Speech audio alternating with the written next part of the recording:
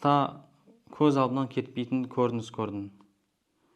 Түнгі бірде суықта апалар қоқыспен аралас мұзды жарып зилға артып жатыр екен. Көше сыпыратындардың адамдардың формасын киіп алған.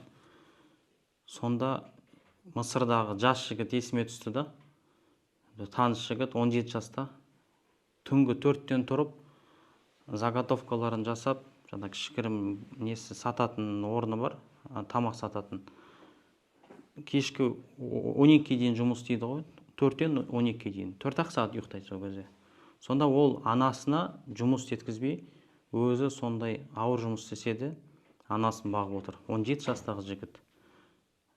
Білмеймін, біз қалай ол халге біз кеп қалдық. Енді Аллах Тағала Құранда айтады, ерлер әйелдердің қамқоршылары, яғни қорғаны, басшысы деп аударылады, аударсада болады. 34-ші аят Ниса сүресінде.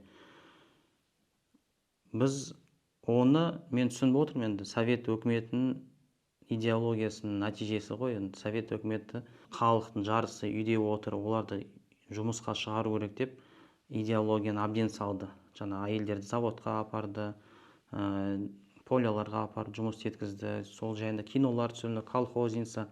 Бізде сондай королева болса да, королева бензоколонки, сондай мағыналарда әбден идеология жүргізді. Енді біз қазір бейбітшілік заманда өмір сүріп жатырмыз ғой. Қазір соғыстан кейін жағдай емес, ерлер қырылып қалған. Соған біз кішкене көңіл бөлейік.